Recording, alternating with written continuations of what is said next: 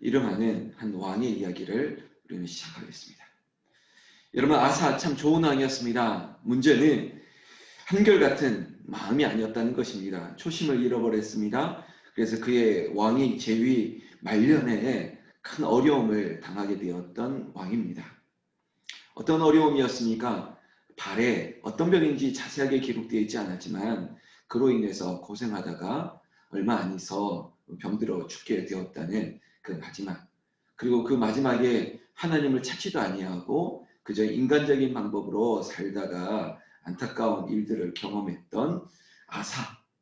여러분, 그 얘기를 보면서 우리가 어제 이런 얘기를 했지 않습니까? 초심을 잃지 말자.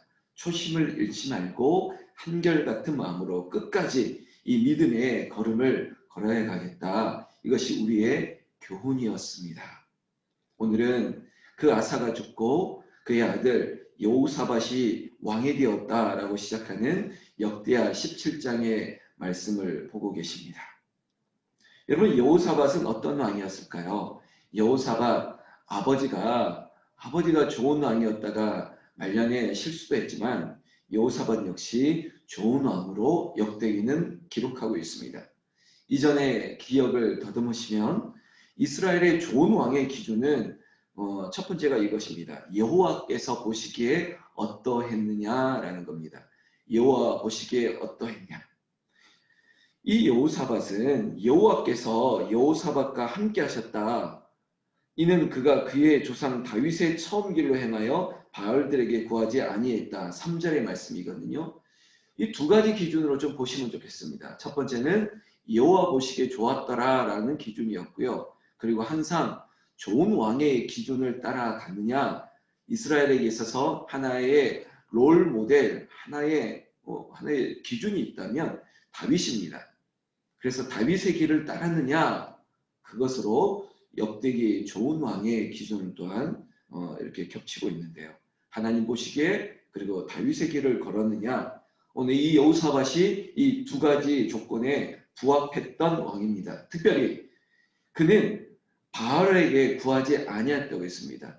여러분, 이 말씀은 뭐냐면 자신의 아버지, 당신의 아버지의 말년의 안타까움이 그에게는 교훈이 되었고, 그리고 그에게는 새로운 나는 절대 이렇게 하지 말아야지 라고 하는 결단도 되었던 것입니다. 여러분, 바알은 인생들에게 있어서 우상을 대표하는 것들로 우리는 보고 있습니다. 지금 우리의 인생에게 있어서 우상은 무엇입니까? 아사가 처음에는 이 모든 우상들을 다 깨뜨렸거든요. 이게 바로 종교개혁이에요. 이것이 우리에게 새로움이에요. 우리 인생 가운데 바알을 깨뜨려야 될 것들은 무엇입니까? 돈이 우상이 되어서도 안 되고요. 그리고 또한 우리에게 있어서 내 건강 살피는 것도 우상이 되어서는 안 됩니다. 여러분, 우리의 자녀들이 귀하지만 그것이 우상이 되어서는 안 됩니다. 하나님께서 다 책임져 주실 것을 믿고 하나님께 기도할 대상이 되어야 되는 것이죠. 하나님께서는 이 여호사밧의 중심을 보셨습니다. 4절 여러분 보시면 오직 그의 아버지의 하나님께 구하며 그의 계명을 행하고 이스라엘의 행위를 따르지 아니하였습니다. 여러분, 이것이 우리의 신앙의 교훈적인 모토가 되었으면 좋겠습니다. 오직 하나님께 구했다는 겁니다. 하나님께 구하는 것, 오직 하나님께 구했다. 그리고 그의 계명을 따랐다. 그리고 여러분, 뭐든지 하나님의 손에 모든 것들을 맡겼던 이 여호사밧과 5절 말씀, 그렇게 되니까 여호와께서 나라를 그의 손에서 견고하게 하셨다는 것입니다. 여러분, 하나님께 구하고 하나님을 찾고 하나님을 계명을 따라 사는 자에게 하나님이 그 나라를 견고하게 하셨다는 것, 이것이 우리의 믿음이 되어야 되고 우리의 고백이 되어지는 것처럼 이 시간 우리에게도 우리의 삶에 하나님께서 믿음의 반석 위에 우리를 견고히 세워주시는 은혜가 있기를 주의 이름으로 축원합니다. 그것뿐만 아니라 하나님께서 여호사밧에게 예물을 드렸으므로 그가 부귀와 영광을 크게 떨쳤더라. 이겁니다. 솔로몬 이야기를 더듬으면 솔로몬도 역시 지혜와 지식을 구했더니 하나님께서 부귀 영화를 주셨던 것처럼 여호사밧에게도 다윗의 길을 따르고 그리고 하나님께 묻고 찾고 계명을 지키고 하나님께 예물을 드렸더니 하나님께서 그에게 부귀와 영화를 크게 떨쳤더라. 하나님께서 주신 복이라는 것입니다. 그랬더니 6절 여호사밧 그가 전심으로 여호와의 길을 걸어. 여러분 이것이 계속된 종교개혁입니다. 바로 산당들과 아세라 묵상들도 유다에서 제거하였더라. 여러분 산당이라고 하는 표현은 영어로 하면 하이 플레이스, 높은 곳에 있는 집이라는 거예요. 그냥. 근데 이 산당이 굉장히 중요한 게 뭐냐면 많은 왕들이 이전에도 그랬고 이후로도 그럴 텐데 개혁을 위해서 이것저것은 다 깨뜨리는데 산당은 손대기 참 어려웠습니다. 왜냐하면 예루살렘이 유일한 성전이었고 예루살렘 성전으로 가는 게 쉽지 않았습니다. 그러다 보니까 가까이 있는 뭔가를 지어서 거기서 예배드리면 되겠지라고 했던 합리적인 선택으로 시작했던 하이플레이스 산당. 여러분 이것이 지금 우리가 코로나 팬데믹 상황에서 맞게 되는 이런 랜선, 이런 줌으로 하는 이 예배 가운데 하나의 고민거리 중에 하나입니다. 지금 이렇게 새벽 기온이 뚝 떨어지고 멀리 있는 분들 그리고 연세가 있고 또 가려주기는 어르신들에게 너무나도 귀한 은혜의 도구지만 그리고 지금 우리들에게도 이렇게 얼굴을 볼 수 있는 좋은 도구가 되지만 이것이 마치 우리의 신앙을 대체할 수 있는 유일한 수단처럼 바라보시면 안 됩니다. 이 내 신앙의 편리함을 위해서 이것을 선택해야겠다라고 해도 안 됩니다. 자, 지금부터 얘기하는 산당이 그런 거예요. 예루살렘 성전에 가서 예배드리는 것이 구약의 당연한 제사였습니다. 그런데 산당, 높은 곳, 여러분 지금으로 한다면 저기 뭐 절에 암자 같은 것 하나 지어놔가지고 자격 없는 제사장도 없는 자격 없는 누군가를 앉혀놓고 제사를 증대했다는 것입니다. 지금 기준으로도 이상한데 구약의 제사의 뭐 레위기 이런 제사의 기준으로 본다면 이건 아주 잘못된 것이거든요. 산당을 지었어? 그리고 거기에 소위 말하면 가짜 목사를 앉혀놓고 자기들이 원하는 예배, 제사를 드리기 시작했다는 거예요. 자, 그런데 문제는 이스라엘 백성들이 이걸 너무 좋아했다는 거예요. 왜요? 여러분 말 그대로 편하기 때문이에요. 예루살렘 성전까지 안 가도 돼. 우리가 저 산당에서도 대신해도 돼. 이렇게 시작했던 편리성을 위해서 시작했던 산당이 이제는 아주 썩어가고 거기에서 잘못된 제사가 시작되고 하나님을 아프게 했던 곳이 되었다는 것입니다. 이스라엘 백성들이 예루살렘 성전을 찾지 아니하고 산당으로 모여들었고 그 산당에서 우상의 잔재들이 나타나기 시작했다는 것입니다. 이것이 이스라엘 백성들에게 가장 큰 위험 요소였는데 제가 이런 말씀드렸죠. 많은 왕들이 이것을 알면서도 이것들을 개혁하지 못했습니다. 이유가 뭘까요? 제가 지금으로 한다면 정치적인 표 때문이에요. 표. 마치 김해 신공항, 지금 뭐 가덕도 신공항 이걸 다시 백지에 놓고 다시 한번 논의하자. 이유가 뭐냐 살폈더니 부울경에 특히 부산 선거를 앞두고 저 민심을 좀 회복해야 되겠다.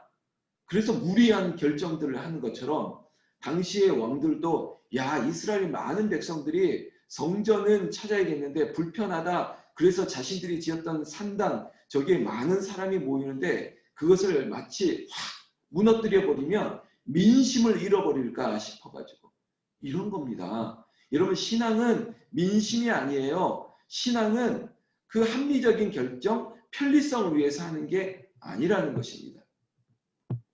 여러분 그래서 우리 어떤 목사님들이나 교육자들까지도 이런 논의를 합니다.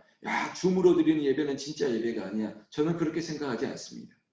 하나님께서 우리에게 예배를 위해서 드리지 못하는 상황이나 어려운 일들을 위해서 이것을 우리에게 주신 통로라고 생각해요. 그래서 이 자리에 있는 우리 모두는 성숙한 믿음을 가지고 있다고 믿는 전제 아래 드리는 겁니다.